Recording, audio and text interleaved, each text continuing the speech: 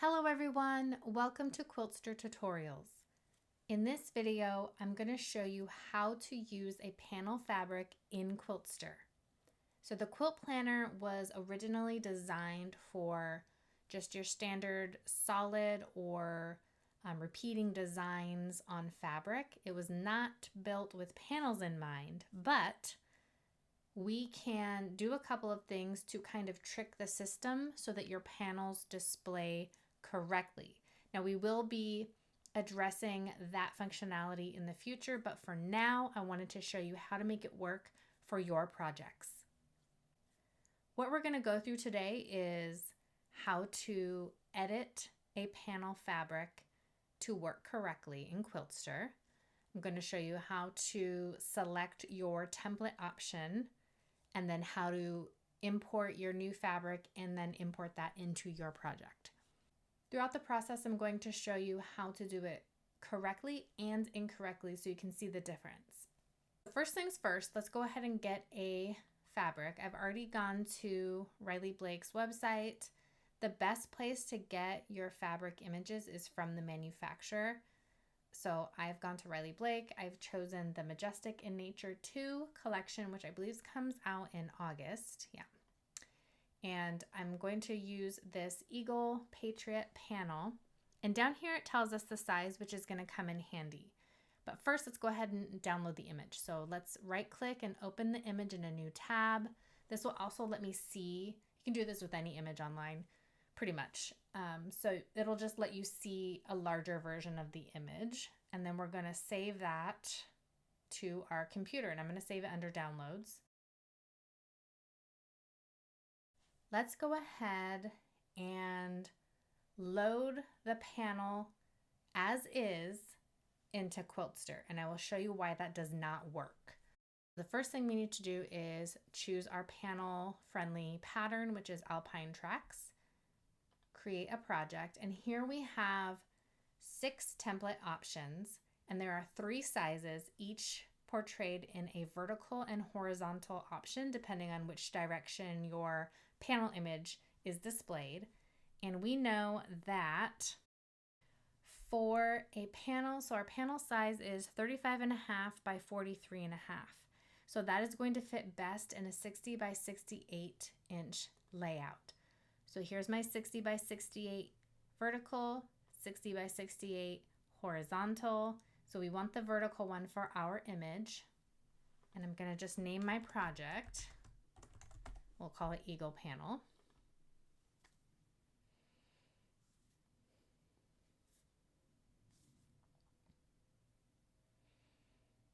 And now let's go ahead and activate the panel block and click Edit, which will bring up our sashing options. There's a blank one, a 1/2 inch, and a 1 inch sashing option as of the recording of this video. And I'm going to go ahead and go with no sashing. Now, let's go ahead and load our image as is. To do that, we can do that from the main quilting fabric page, or we can do that right here in the block editor by clicking this little plus button in our fabric options. Now we can browse our computer, find the image, select it, and open. And the SKU is just giving it any name. You can give it the actual SKU if you want, which I'm going to do just because it's easy and it's right there. Swatch size. So again, Quiltster was designed to load a perfect square. So this will only take a single number in this swatch size field. Since this is a rectangle, we're going to go ahead and put in the larger side. It doesn't really matter because either way it's not going to render correctly because it's a rectangle. Now we wait for it to load right here in our fabrics. There it is. I can already see that it's stretched from left to right to fill in that space, but let's go ahead and add it to our project so we can see what it looks like. And again, I can already see that there's a repeat showing, but let's go ahead and take a good look at this image. So we can see that it has been stretched to fill the space from left to right. and we can see the repeat at the top, there's a space, and at the bottom, there's a space. So that just doesn't look as good as it could. So let's go ahead and correct that. And the way we're gonna do that is we need to place that rectangle shaped fabric onto a perfectly square canvas. Now I'm gonna use Canva. That is this photo editing software here. It is easy to use. There is a free version if you just want to use it for this purpose only. They also have a paid version, but you don't need to do that unless you want to use it for other things. Or if you have there's the website canva.com, or if you have photo editing software that you pay for, you can use those. But I'm going to show you how to do it in here, and this is the free version that we are looking at. So let's go to custom size. And the first thing I want to do is change the units to inches. Then I'm going to choose a canvas that is 44 inches by 44 inches, and I will tell you why in a moment. Click Create New Design, and it will bring up a blank, perfectly square canvas ready for us to use. Now, the reason why I chose 44 by 44, even though my panel is 43.5 inches, is because, again, we have to trick Quiltster. So if I were to make this 43.5 by 43.5, you would still possibly see a little sliver of a repeat, and we do not want that in our project. But the template will only show us the width of the panel size that we have selected for that template. I hope that made sense. I'm going to write a whole blog post about this so you guys can have that as a resource. But let's go ahead and add our fabric. In Canva, over here to the left is an Uploads button, and then we're going to click the Upload Files button, and we're going to grab that image, and it will load right here into Canva. And when that's done, I'm going to click on it, which will add it to my canvas. Now, what we want to do is make sure that the longest side, so in this case, that's the top and top to bottom because it's a vertical. If it was horizontal, it'd be the left to right. We want to make sure that the top and the bottom are touching the top and the bottom of this 44-inch square. So let's go ahead and do that. You can grab the corner so you don't distort the image and drag it until the picture touches the end. Now I can see that there is some white space around this, and I don't want the white space. Can you guys see that? Let me zoom in. Here, I'll show you this little tool that Canva has. This is the little zoom in tool, and I can move this back and forth.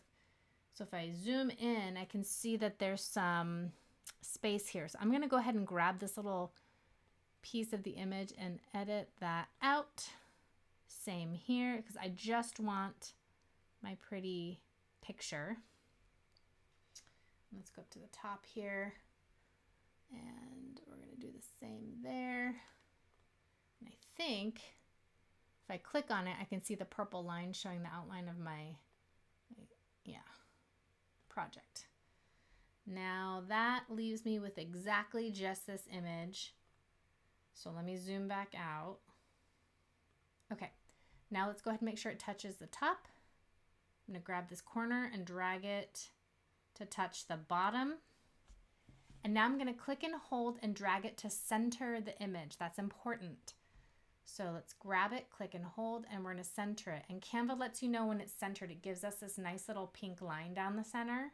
So I know it's perfectly centered. And that's it. I'm done. Now let's go ahead and download this to our computer. This is where we name this canvas in Canva. So I'm just going to say 44-inch canvas in case I need to use it again.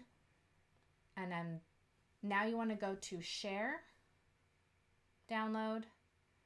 And this is where we can choose our file type. Now, a PNG, which is suggested, has the clearest image, which you can use. However, it is a much larger file, which can slow down the loading of your image. It can slow down the loading of your project if the image is too big. So what I like to do is change the file type to a JPEG at about an 80 quality. And while it may not be as crisp, and you can play around with this, you can move it up to 90 if you want it to. This I found is perfect for Quiltster, and it renders a beautiful enough image that I like, and it doesn't slow down any of my systems. So that is my suggestion for a JPEG at 80, and go ahead and download that.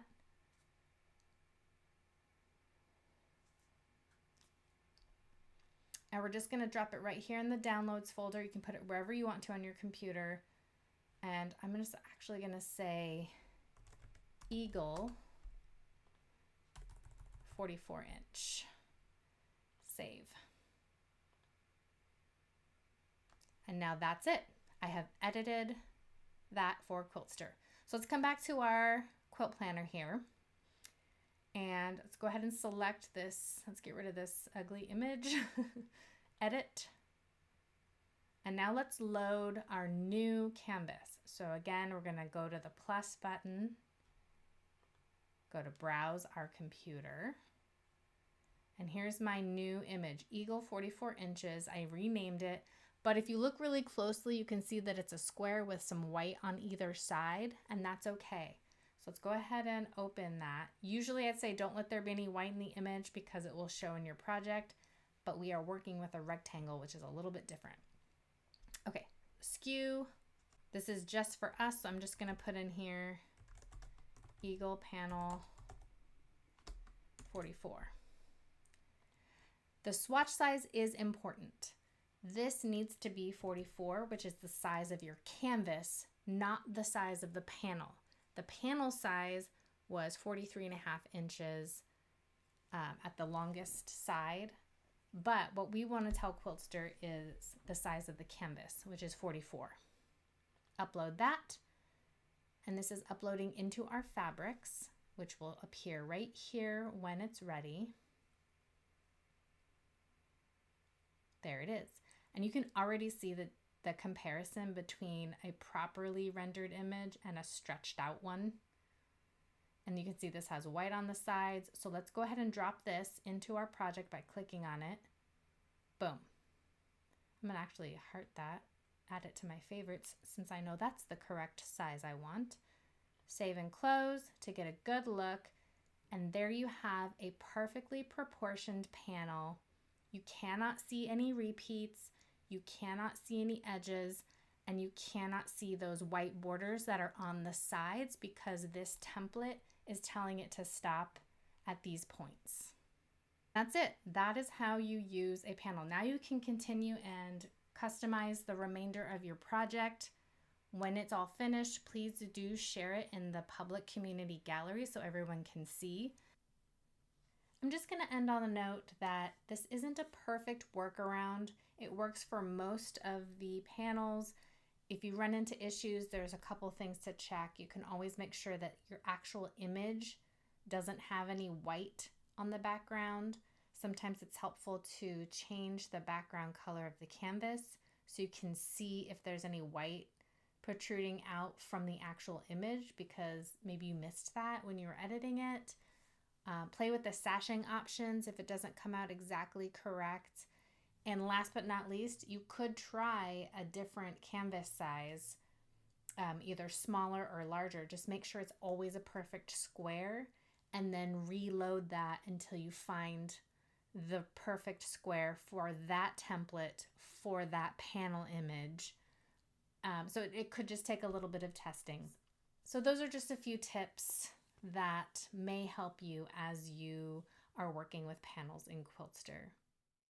If you have any questions, email us at info@quiltster.com. Please do also go to our blog